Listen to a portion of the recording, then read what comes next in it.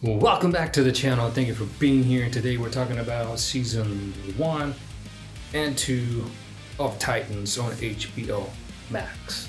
Let's get into it.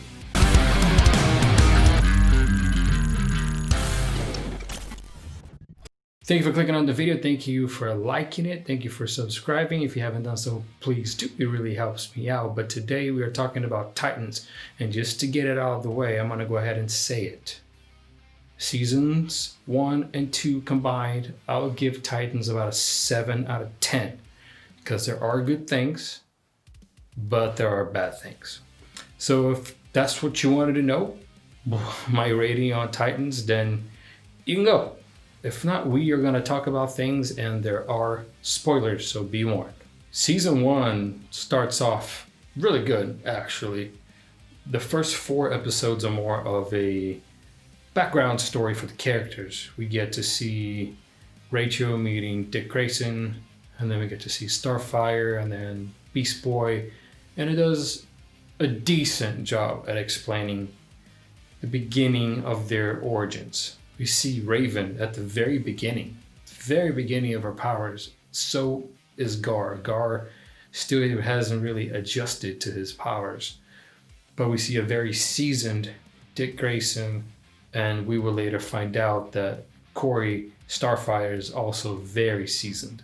In about episode 5, we really meet the whole spectrum of the characters that we're going to really focus on for the rest of that season. We get to meet Wonder Girl. We get to meet Hank and Dove. Hank and Dawn, which is Hawk and Dove. We find out later on that Rachel's dad, Trigon, is the season 1 bad guy, and we'll talk about that later on. We also get to meet Jason Todd, and before I go any further, I just want to say that the castings for Dick Grayson and Jason Todd are spot on, so a very good job there. And I thought the casting for Gar was actually pretty good. He really kind of fits the character well, and so is Rachel's actress. She does good. I mean, you have to watch if you're accustomed to the Raven from the comics and from the TV show, especially Teen Titans. It's a very different Raven. The show doesn't waste any time to let you know that it is not suitable for kids at all. The show is gritty, it is bloody, it is gory, it is violent.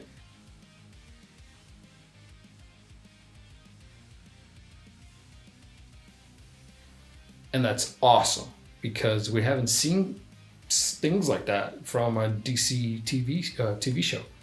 Smallville was not like that. Supergirl, Flash, Arrow, I mean, you name it. Those shows are not any of those things that I said. But Titans changes all of that. Some of the flaws that the show had that it really couldn't get past was some of the special effects. Gar's transformations. I think Rachel's special effects, the Ravens, are pretty good. Starfire's, for the most part, looks pretty good.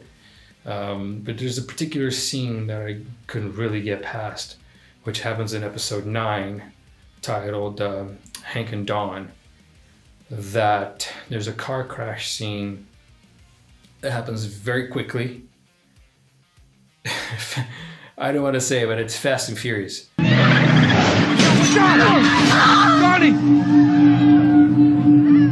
mean, it was very shocking. You really don't expect it to happen that fast, but I think it's because of the speed of the car.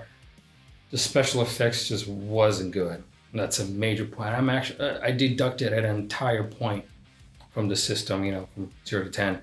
Deducted an entire point based on special effects alone.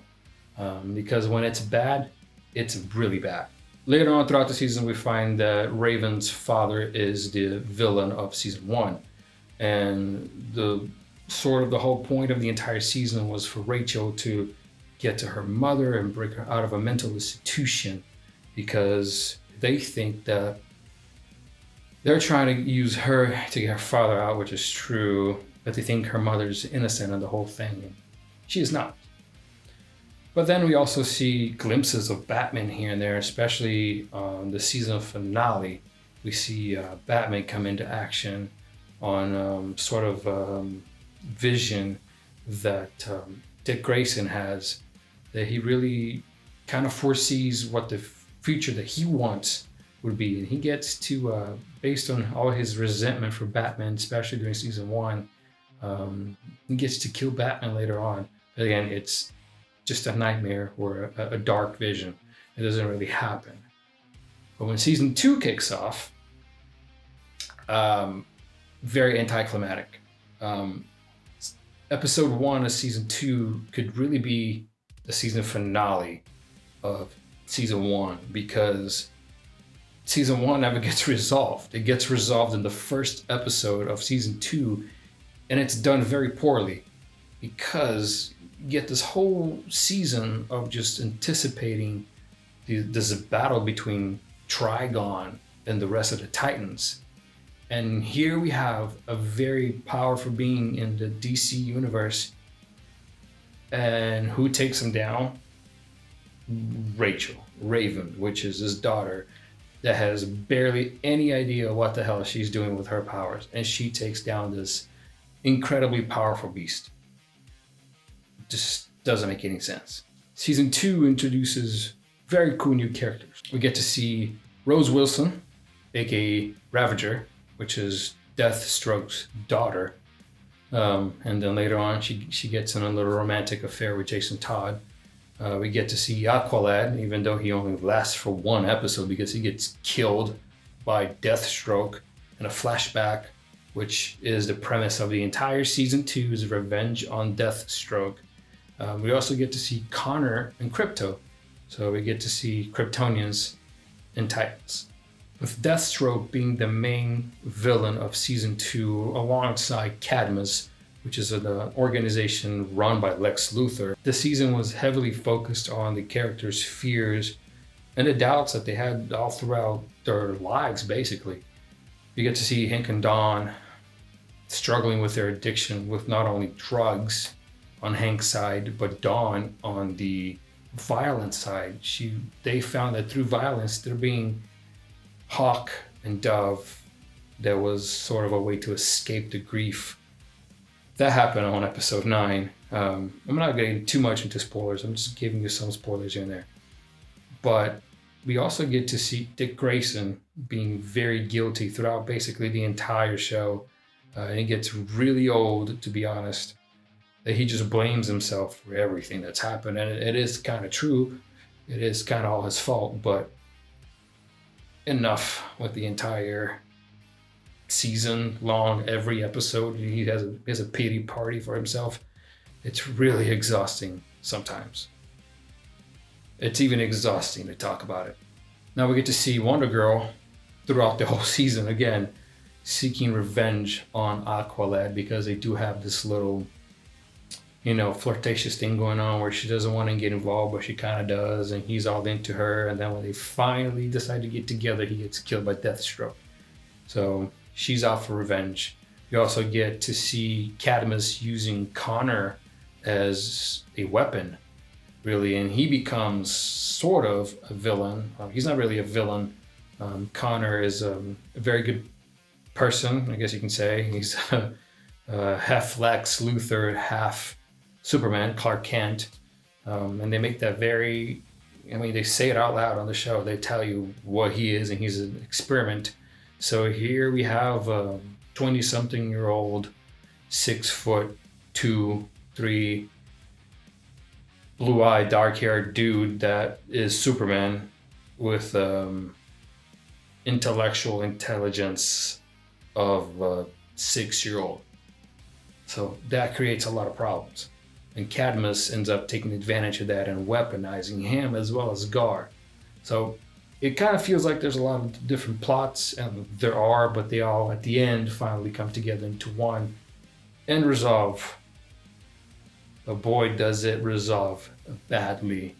And I'm not talking about awesome badly, I'm talking about badly.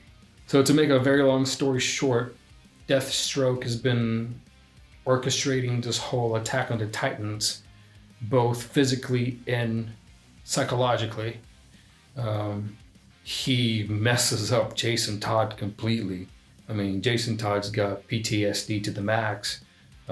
He messes up Wonder Girl, Dick Grayson. I mean, the list goes on.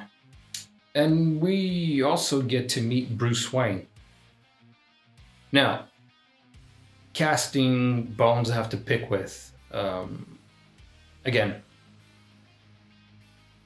the casting for Bruce Wayne is a pretty good casting choice. Now, you might recognize the actor from Game of Thrones. So I'm glad he recovered from the grayscale. But he's just a very old Bruce Wayne. I mean, he's an old Bruce Wayne. He probably is the oldest Bruce Wayne we've seen so far, at least live action. And it kind of feels like him and Starfire are too old for their roles. I would think Starfire would be at least 5 years younger, and Bruce Wayne could have been at least 10, 15 years younger than the actor that played him. Again, I'm not talking badly about the acting. No, he was a fantastic Bruce Wayne, actually.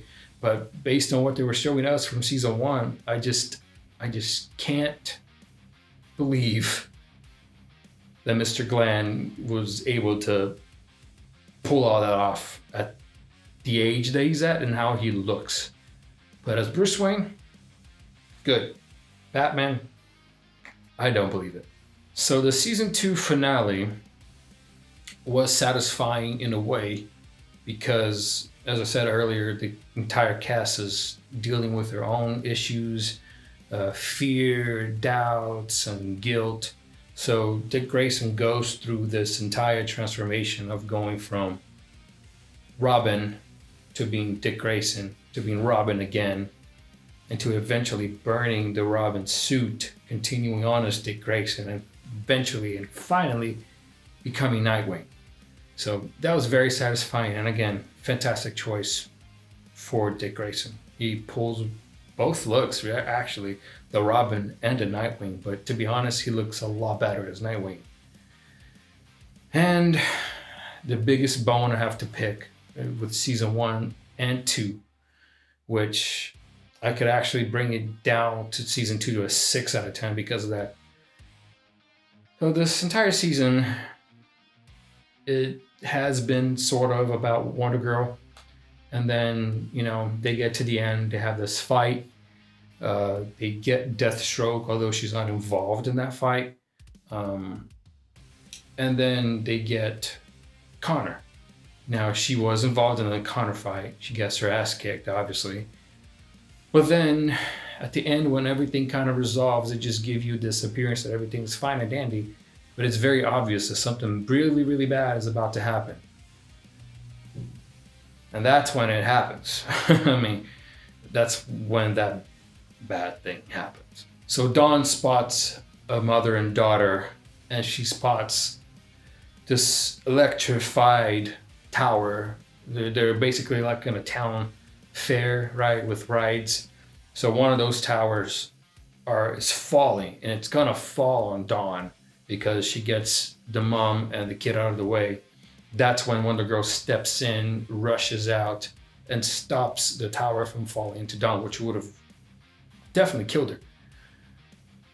But when she grabs that tower, she gets electrocuted. She's toasty. Yeah, she's like a toast. But then again, isn't she also Amazonian? Isn't she super durable with super strength? Couldn't she just, throw that over? Or couldn't Connor come up over there and help her because she dies? I mean, she goes throughout the entire season fighting Deathstroke, fighting Connor, the bad version of Connor, and then you want to tell me that she dies electrocuted from a fair ride? I mean, come on.